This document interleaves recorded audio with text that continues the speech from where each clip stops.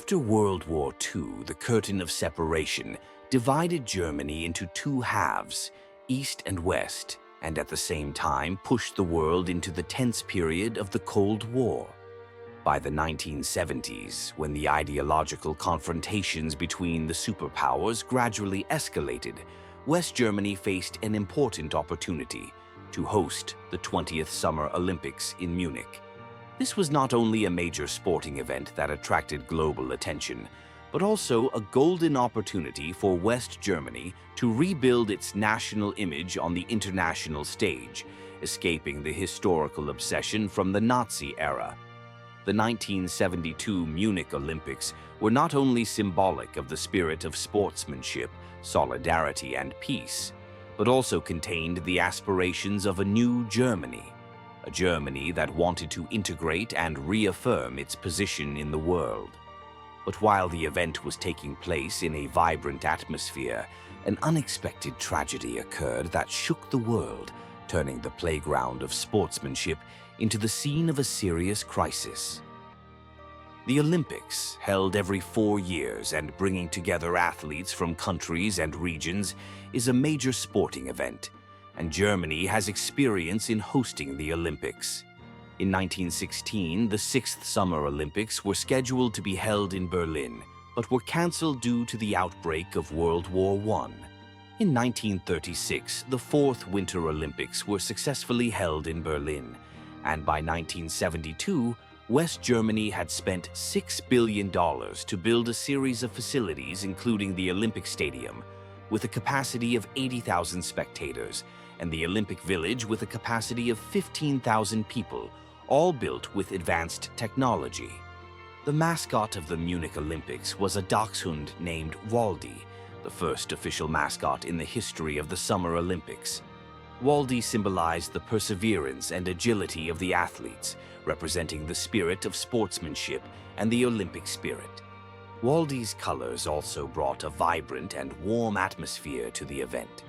From the new technology facilities to the creativity and innovation, many aspects were carefully prepared by the host. On August 26, 1972, the opening ceremony of the Munich Olympics took place as scheduled. More than 7,000 athletes from 121 countries and territories participated, including 42 Israeli athletes. The competitions took place as planned over the next few days. Athletes competed at the venues during the day and returned to the Olympic Village to rest at night. Everything was going smoothly until a little over a week later, an unprecedented crisis quietly struck. On September 4, 1972, Monday, the 10th day of the Olympics, the Israeli athletes had no competition schedule, so they went out to Munich together. Under the guidance of the head of the delegation, they watched the musical The Violinist on the Roof and had dinner with the actors. In the evening, the Israeli athletes happily returned to the Olympic Village. Although there was a 2-meter-high fence outside, they were afraid to go through the main gate, so they climbed over the fence and went straight to the second floor of Building 31. Because there were still competition schedules the next day, everyone quickly went to bed after returning to their rooms. With the theme of the Happy Olympics to create a comfortable and happy atmosphere for the athletes, the organizing committee adopted a different security strategy than before. They minimized security measures, trying to make the athletes feel friendly and harmonious. Police in the stadium are not armed. They wear blue uniforms to maintain order. There are no police inside the Olympic Village, and security patrols are very few. At 4:10 a.m., while the Israeli athletes were sleeping soundly in their rooms, 8 men in sportswear climbed over the 2-meter-high fence outside the Olympic Village and broke in. Their purpose was clear. They went straight to building number 31, where the Israeli athletes were staying. Since the opening of the Olympics, every day there have been athletes who come home late and climb over the fence to enter the Olympic Village. Security personnel, even when they see them, turn a blind eye and do not stop them. These 8 people carried sports bags containing AKM rifles, TT-33 pistols, grenades, and other weapons. They quickly reached the second floor of Building 31. Apartment 1 is where the Israeli coaches and referees live. Mr. Gutfreund was the first to discover the incident. This was his third time refereeing wrestling at the Olympics. At around 4:30 a.m., he heard a strange noise outside the door and got up to check. As soon as he reached the door, a group of masked men, guns in hand, were about to break in. Realizing the danger, he used his large body weighing nearly 140 kilograms to block the door, preventing them from breaking in. He shouted loudly for his teammates in the room to escape. Weightlifting coach Sokolovsky heard it and immediately jumped up, smashed the window, and jumped out. However, wrestling coach Moshe Weinberg was not so lucky. When he woke up, the intruders had already broken into the room. Outnumbered, Weinberg and Gutfreund fought fiercely, but could not resist the others in the room, who were all subdued. The intruders dragged Coach Weinberg up from the ground and forced him to lead them to the other athletes' rooms. Reluctantly, Weinberg led them through room number 2 and lied that no one was in there. Then they came to the door of room number 3, where the wrestlers and weightlifters lived. Weinberg thought that these guys were very strong. Perhaps they could overpower the intruders. However, when the door of room number 3 opened, everyone was stunned. Only weightlifter Romano reacted in time, rushing into a fierce fight with the intruders. During the struggle, he was shot in the stomach and died on the spot. Witnessing the scene, Coach Weinberg grabbed a fruit knife to fight back, but he was shot in the head and collapsed. While the two were desperately resisting, a wrestler managed to jump from the balcony to the ground and escape. The rest were completely subdued before they could react. At 4:35 a.m., the intruders had taken complete control of apartments 1 and 3, holding a total of 10 people, 2 of whom were killed. They forced all the hostages into room 3 for easier management. The athletes were forced to sit next to each other on the bed and were threatened with being shot in the head if there was any strong movement. During the struggle, the athletes in other apartments in the building woke up. Realizing the dangerous situation, they quickly tried to escape. The Olympic Village Security Department also received many calls reporting strange noises coming from Building 31, requesting to send people to check. However, because there were parties and fireworks almost every night during the Olympics, noise was normal. Therefore, they did not immediately send anyone. It was not until 20 minutes later, at 4:55 a.m., that an unarmed security guard arrived at Building 31 to check. There, he saw a masked man standing in front of the apartment door. When the security guard asked what was going on, the man quickly disappeared into the building and escaped through the back door. Realizing something was wrong, the security guard immediately contacted the police. At 5 a.m., Munich police were alerted to the Olympic Village. At this time, the police still did not know what had happened inside Building 31. A witness said that at around 4 a.m., he saw a group of people climbing over the fence into the Olympic Village.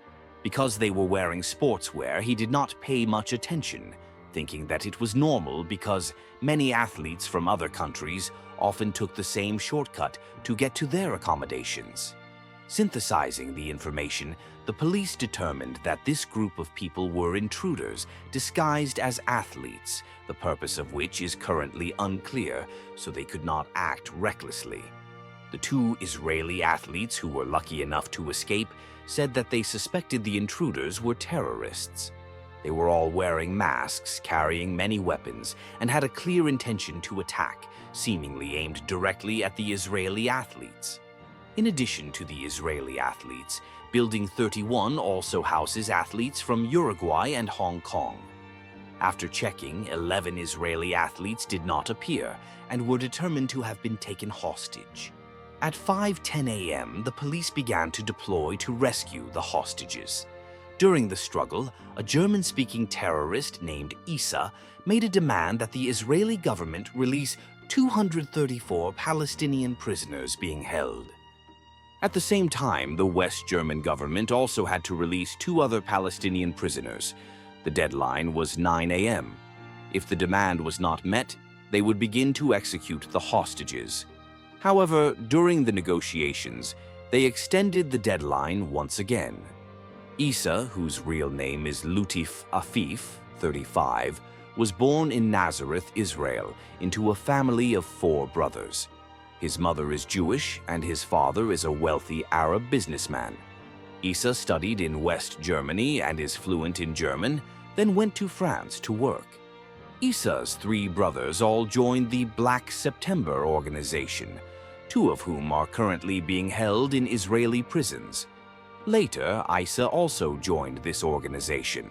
Black September is an extremist Palestinian organization that uses guerrilla tactics to attack Israel, using Jordan as a base to regularly conduct military operations against Israel. Due to the tense relationship between Jordan and Palestine, in 1970, the King of Jordan, worried about the growing influence of the Palestine Liberation Organization, used force to expel them. Being treated unfairly, these Palestinians harbored extreme resentment, and from there founded many different organizations. In September of that year, they formed an organization called Black September. This organization was determined to use violence to achieve its political goals. In 1972, Black September attacked and seized a plane full of Israeli passengers. They believed that this action would force the Israeli government to make concessions. However, Israeli forces successfully rescued all the hostages in less than a day. Black September had to accept defeat, but they continued to plan a new attack. At this time, the Munich Olympics were about to open. Palestine wanted to participate as an independent state but was rejected. Black September was extremely angry and determined to shock the world with a terrorist attack during the Olympics. The leader of this plan was Isa. As soon as they received news that their athletes were being held by terrorists, Israel offered to send a special task force to assist. They had experience in counter-terrorism and could effectively handle emergency situations. However, despite having no experience in dealing with crises, the West German government still refused Israel's help on the grounds that they did not allow foreign armed forces to operate on their territory. The incident occurred when the Olympic competitions were in full swing. That morning, the International Olympic Committee issued an emergency announcement, deciding to suspend all matches from the afternoon of the same day. At the same time, information about the terrorist attack on the Olympic Village spread. Thousands of curious people flocked to the Olympic Village, along with a large number of reporters, and the scene became chaotic. It is noteworthy that at that time, hundreds of reporters were present in Munich to cover the Olympics. As soon as the incident happened, they immediately set up cameras and broadcast live from the scene outside the Olympic Village. Perhaps because they wanted to preserve the image, the West German police did not prohibit this. The incident quickly spread around the world, attracting more public attention than the Olympics. At 11 a.m., after receiving the terrorists' demands, Israeli Prime Minister Golda Meir flatly refused. She declared that the Israeli government would never meet terrorist demands under any circumstances. If we give in, Israelis all over the world will have no safe place. This is a despicable and cruel act of blackmail. Since Israel refused to negotiate, the West German government was forced to find other solutions to appease the terrorists and ensure the safety of the hostages. The police pretended to agree to their demands to buy time, saying they needed more time to review and evaluate the details. Afterwards, a group of 5 people, including the Munich police chief, the federal minister of the interior, the Bavarian minister of the interior, the mayor of the Olympic Village, and an official of the International Olympic Committee, entered the Olympic Village to negotiate with the terrorists. They offered to take the place of the Israeli athletes as hostages, but Isa refused. He declared that he only wanted the Palestinian prisoners to be freed. "I want the whole world to listen to the voice of Palestine." Seeing that soft measures were not effective, the Munich police chief turned to threats. "You will never walk out of the Olympic Village alive." However, Isa was not afraid. He smiled faintly. It doesn't matter anyway, there will be many Israelis going to the grave with me. The negotiations did not achieve any significant results. At 12 noon, an official from the International Olympic Committee approached Issa, promising to guarantee their safe passage out of Germany and a large sum of money if they released the hostages. However, Issa still refused, saying that money meant nothing to them. That same afternoon, 2 Israeli counterterrorism experts arrived to assist the West German police. In it, a negotiation expert named Cohen, who has a lot of experience, suggested proactively calling the terrorists in the apartment. However, the West German police did not listen to his advice. At 4:30 p.m., the West German police took action. They sent a number of plainclothes policemen carrying submachine guns, disguised as athletes, to break into the apartment through the ventilation duct on the roof to attack the terrorists by surprise. However, the action was quickly exposed. Due to the lack of control over the scene, the entire process of the police action was clearly recorded by television cameras. People could even see the police holding MPL and MPK submachine guns trying to rescue the hostages on TV. Some policemen secretly climbed onto the roof to approach the apartment. Meanwhile, the terrorists were watching TV, and there were televisions in every room in the Olympic Village, so they easily grasped every move of the police and quickly discovered the rescue plan. Up to this point, the West German police had not been able to determine exactly how many terrorists were inside the building. They then sent police disguised as chefs to bring food to the apartment with the aim of determining the number of enemies. However, because a terrorist was constantly observing the surroundings from the balcony, the plan also failed. At 5 p.m., Issa made a new request. Prepare a plane within 2 hours to take them and the hostages to Cairo, Egypt. The police asked to see the hostages to make sure they were alive before considering granting the request. Then, one hostage was taken to the second-floor balcony, wearing a tank top and with his hands tied. West German police contacted Egypt, but no country wanted to get involved in this trouble.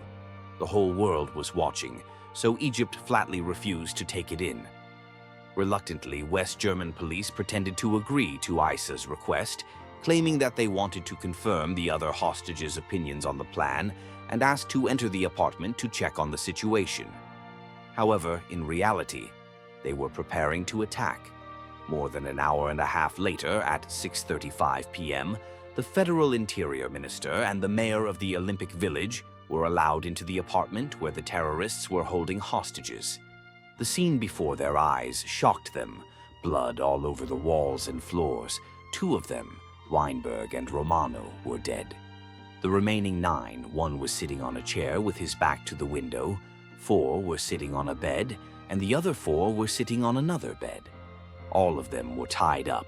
Their minds were in panic. 3 terrorists with guns in their hands were guarding them. The mayor of the Olympic Village asked the hostages if they agreed to go with the terrorists to Cairo. The answer was yes. However, that may not have been their true thoughts because, in that situation, they did not know what to do.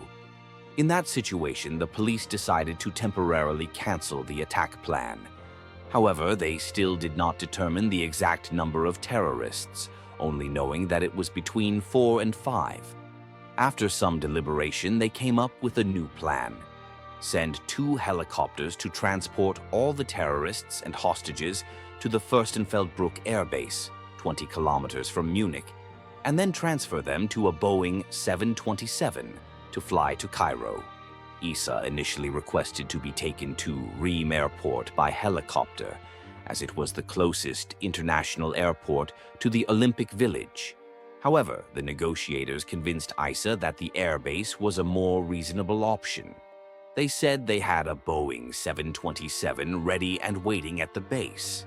Issa agreed to the proposal.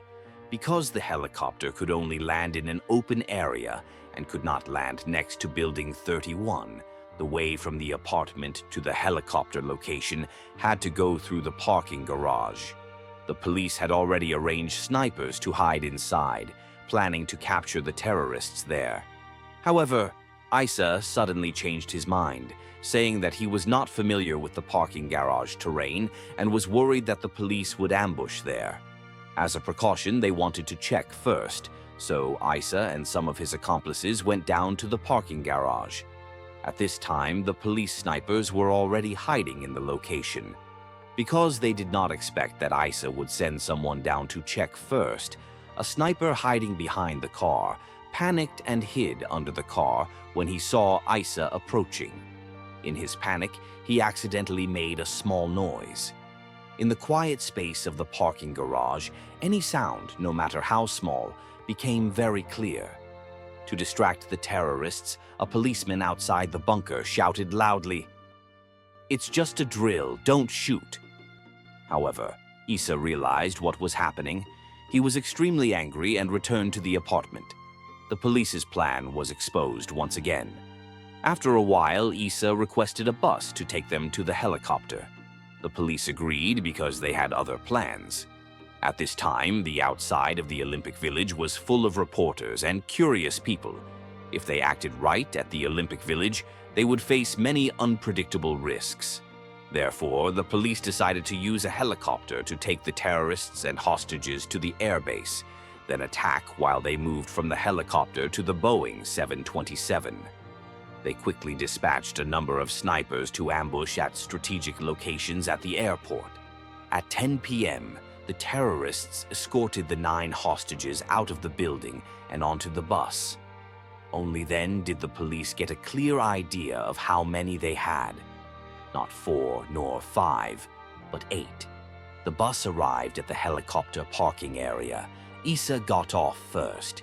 He used a flashlight to look at each helicopter to check. After confirming everything was okay, he returned to the bus to inform his accomplices. They then escorted the hostages onto 2 helicopters. Since they had previously thought that there were only 4 or 5 terrorists, the police had only deployed 5 snipers at the airbase. Meanwhile, the other side had 8, which was clearly a disadvantage for the police. The 5 snipers scattered around the airport were not professional snipers, but ordinary policemen assigned to special missions. The reason they were selected was simply because they had participated in shooting competitions. The positions of the 5 snipers were as follows: 2 on the west signal tower, 1 on the roof of a building behind the signal tower, 1 hiding behind a tanker truck on the ground, and the last hiding behind a water pipe as an obstacle.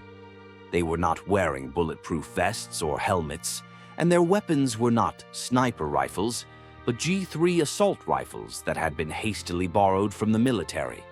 These guns all had problems to varying degrees. Some had no scope, some were not calibrated, etc. However, their opponents were 8 aggressive and reckless terrorists. The West German police arranged for 16 policemen to disguise themselves as flight crew on a Lufthansa Boeing 727. If the terrorists really boarded the plane, these people would have countermeasures. However, their superiors did not explain the situation clearly. These 16 policemen had no idea that they were about to face a group of dangerous criminals. They quickly realized that something was wrong, because besides the people on the signal tower, there was no one else around. They guessed that this action might be related to the incident at the Olympic Village. The more they thought about it, the more scared they became. After a while of discussion, the 16 people ignored everything and ran away from the plane. Now, the responsibility of rescuing the hostages rested entirely on the shoulders of 5 amateur snipers. At 10:30 p.m., 2 helicopters landed at the airbase. According to the plan, they would land at the predetermined landing site. However, Isa was extremely vigilant, and he suddenly changed his mind at the last minute, asking the pilots to land on an open field next to the signal tower. This meant that the sniper hiding behind the signal tower was completely out of sight. In such a situation of manpower shortage, the only hope lay in the 4 remaining snipers. The helicopter landed. Isa ordered the hostages to stay put and not move. Then he and another accomplice went to check the Boeing 727. As soon as they entered, they discovered something unusual. There was no one. In fact, the police never intended to let them leave. Knowing they had been tricked, the two terrorists hurriedly ran towards the helicopter. At this moment, the sniper on the signal tower suddenly opened fire. Because it was dark and the distance was far, only one person was shot in the thigh. However, Isa reacted very quickly. He pulled his accomplice under a helicopter and lay down to shoot back at the signal tower. Hearing the gunshots, the two snipers on the ground also immediately took action. The gunfight was fierce. Israeli negotiator Cohen, the only person at the scene who could speak Arabic, climbed up the signal tower and used a loudspeaker to call on the terrorists to surrender. However, at this point they were too angry to listen to anything anymore.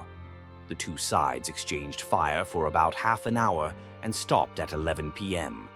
At this time, an armored vehicle was on its way to the airbase to provide support. However, due to the large crowd of curious onlookers, traffic was severely congested, causing the vehicle to get stuck. During the pause, the terrorists realized there was no way out, so they decided to risk their lives. They threw a grenade into the helicopter. There was a loud explosion, killing 4 hostages. The armored vehicle finally arrived, but it was too late. The explosion was so loud that people outside the airbase, including reporters and residents, heard it. Everyone thought the police had succeeded, but in fact the nightmare was not over yet. After blowing up one helicopter, the terrorists stormed the other one, shooting wildly inside. The remaining 5 hostages were all killed on the spot. The scene was chaotic like hell on earth. Snipers started firing at the terrorists. The gunfight lasted until 1:30, and in the end, 5 terrorists, including Isa, were killed. 3 were captured alive, one of whom pretended to be dead but was discovered. In addition, a helicopter pilot and a policeman were injured and taken to the hospital for emergency treatment. The pilot was lucky to escape death, but the policeman died due to severe injuries. Unfortunately, an Israeli weightlifter named Berger was still alive at that time, but the ambulance arrived an hour later than the time of the explosion. If he had been given emergency treatment in time, he might have survived. At 3 a.m., the West German police held an emergency press conference to inform the world of what had happened at the airbase. The rescue operation lasted 21 hours. In the end, all 11 Israeli hostages were killed, along with 1 policeman. It can be said that the West German police's hostage rescue operation was a miserable failure.